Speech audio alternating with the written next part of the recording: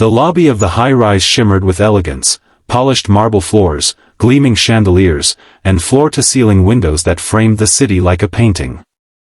But it was nearly empty at this hour, the world outside buzzing while the inside quieted down, except for the sound of soft scrubbing near the executive lounge. On her knees in a gray uniform and yellow gloves was Clara, wiping the floor with practiced ease, unaware that behind the tall glass doors, someone was watching her intently.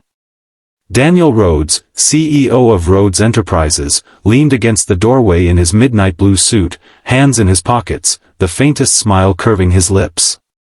His day had been filled with board meetings, mergers, and emotionless handshakes, but this sight stopped him in his tracks. Not because she was cleaning, but because of the peaceful determination on her face. She wasn't rushing or dragging her feet. She worked with quiet grace, humming a soft tune, as though the cold tiles held secrets only she could hear. Clara hadn't meant to be there. It was her friend Melina's shift, but Melina's little boy had a fever, and Clara didn't hesitate to fill in. She needed the extra cash anyway. Bills were piling up since her father's surgery, and tutoring jobs during the day barely covered rent. Still, she didn't mind. Cleaning was honest work. She had always found comfort in restoring order, whether it was spilled coffee or a shattered heart.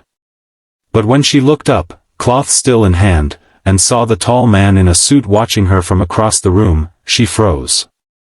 "I'm sorry," she said quickly, getting to her feet. "I didn't know anyone was here." Daniel stepped forward, loosening his tie. "No need to apologize. You were doing a great job." Clara nodded politely, unsure what to say. Most executives didn't even look her way, let alone compliment her work. "You're new?" he asked. "Just filling in for a friend tonight," she replied, clutching the rag nervously. "I see." He extended a hand. "I'm Daniel." She hesitated for a second before shaking it. "Clara." Something about his handshake wasn't like the others. It was warm, sincere, not the kind of grip she expected from a man in tailored suits and private elevators. "Would you mind if I sat here for a bit?" he asked, gesturing to a nearby chair. "It's your building," she said with a shrug, returning to her work.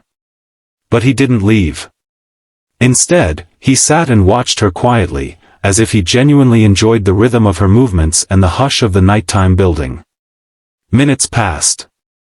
Clara kept her focus, though his presence unnerved her a little. "Do you always clean like this? With so much care?"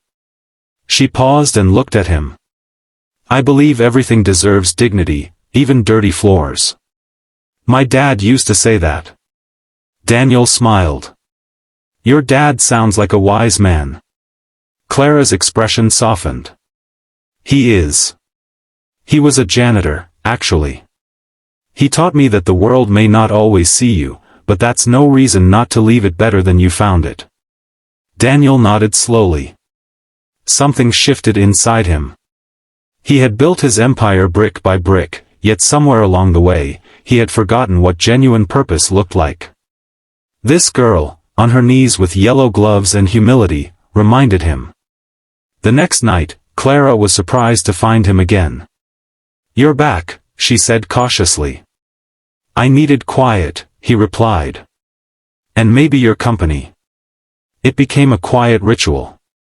Clara, cleaning with gentle diligence. Daniel, watching or talking, slowly shedding the layers of his executive armor. He asked about her dreams. She wanted to finish her teaching degree. He spoke about his mother, a seamstress who raised him alone and passed before seeing his success. Night after night, the boundary between CEO and cleaner blurred. But Clara still didn't know who he really was. He hadn't lied, he simply never said. Then one evening, as she prepared to leave, an older janitor walked by and greeted him with a smile. "Good night, Mr. Rhodes." Clara froze. "Rhodes?" she whispered. "You're him?" Daniel stood slowly. "Yes. You're the CEO?" Her voice cracked, not with anger, but hurt. I didn't want you to treat me differently, he said gently. And I didn't want to see you as someone who saw me differently. But I understand if you want to walk away now. Clara looked at him, her mind spinning. She thought of how he listened, how he stayed late just to talk, how he made her feel seen, not as a cleaner, but as a person. Her father once said kindness is clearest when it comes with no expectations. Daniel had offered her friendship with nothing in return. I don't care about your title, she said quietly. But I do care about honesty. I'll earn that, he promised. Weeks passed.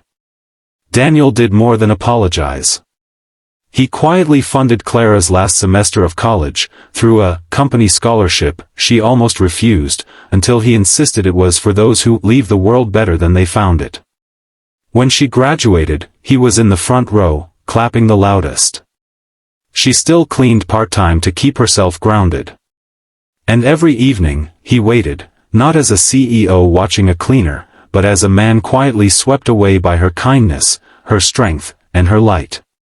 They fell in love not in ballrooms or candlelit restaurants, but in a quiet, empty lobby, where dignity met humility, and where the richest man in the building found his heart on the floor, right next to the girl who had always known how to clean up life's messes, with grace.